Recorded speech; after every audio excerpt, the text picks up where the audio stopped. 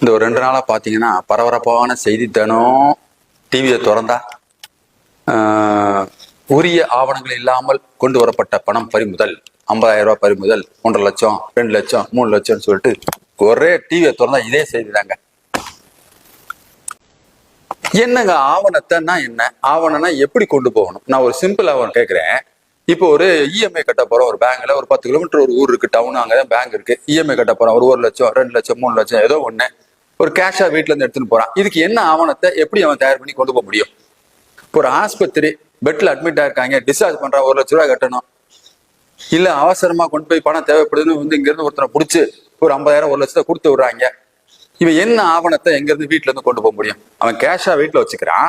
இந்த பணத்தை ஆவணமாக எப்படி அவன் கொண்டு போக முடியும்? லாஜிக்கா எனக்கு புரியவே இல்லைங்க. இது ஒரு சிறிய குறு ஒரு வியாபாரிகள் பாவம் ஒரு 2 லட்சமோ 3 ஈவன் 10 லட்சம் கூட இருக்கட்டுமேங்க, கேஷா கொண்டு போய் ஏதோ ஒரு பொருளை ஒரு டவுன்ல போய் ஒரு 100 கிலோமீட்டர் தள்ளி இருக்கு போய் அங்க இருந்து வாங்கிட்டு கொள்முதல் பண்ணி லோக்கல்ல வந்து சில்லறை வியாபாரம் பண்ண நினைப்பான் பாவம். அவன் என்ன ஆவணத்தை கொண்டு போக முடியும்? எங்களுக்கு புரியல, நிஜமா சொல்றேன். ஒரு ஆவணங்கிறது ஒரு இடத்துல இப்ப நான் போறேன், ஒரு பொருள் வாங்கினேன்னா அந்த வாங்கின பொருள் ஒரு ஆவணம், ஒரு ரெசிப்ட் கொடுப்பாங்க, அந்த ரெசிப்ட் ஒரு ஆவணம், அது ஒரு நியாயம் இருக்குது. வீட்டுல இருந்து போறதுக்கு ஒருவேளை எனக்கு தெரியல, இப்படி கூட பண்ணலாமா என்னன்னு தெரியல. நான் வீட்டுல இருந்து பணம் எடுத்துன்னு போறேன்னா என் ஒய்ஃப் நிக்க வச்சு அந்த பணத்தை என் வீட்டுல வச்சு ஒரு போட்டோ எடுத்துக்கிட்டு இதுதான் ஆவணம் அப்படின்னு சொல்லிட்டு என் வீட்டுல இருந்து நான் உழைச்ச பணத்தை தான் கொண்டு போறேன், இன்ன பர்பஸ் தான் போறேங்கிறது ஒரு ஆவணமா கொண்டு போற மாதிரி தெரியல. அப்படி சொல்ல கூட செய்ய தயார்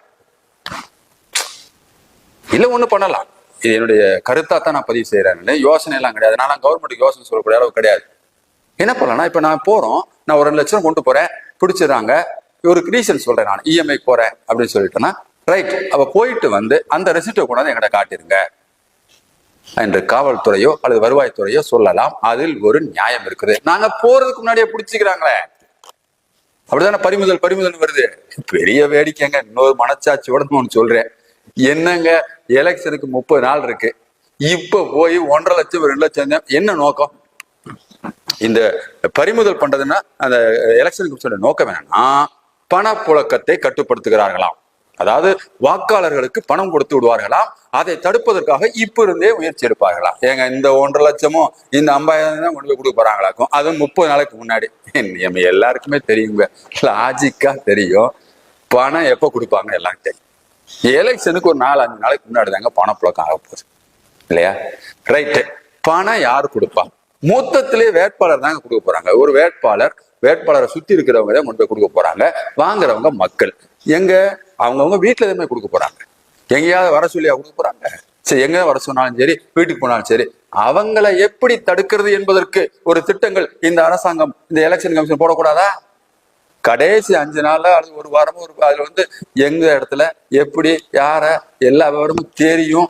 அதை போய் பாக்குறத தடுக்கிறத விட்டு போட்டு அப்பாவி மக்களை போட்டு டார்ச்சர் பண்ணிட்டு இருக்காங்க. ஆவணம் ஏதாவது வந்துட போகுது. என் அன்பு அரசாங்கத்துக்கு கோரிக்கையாக வைக்கிறேன், மக்கள் உண்மையிலேயே மக்கள் குமுறி கொண்டிருக்கிறார்கள், வெளியில சொல்ல முடியல. அவருடைய உணர்வுகளை நான் பதிவு செய்கிறேன். இதற்கு தயவு செய்து ஆவணம் செய்ய வேண்டும். நன்றி, வணக்கம்.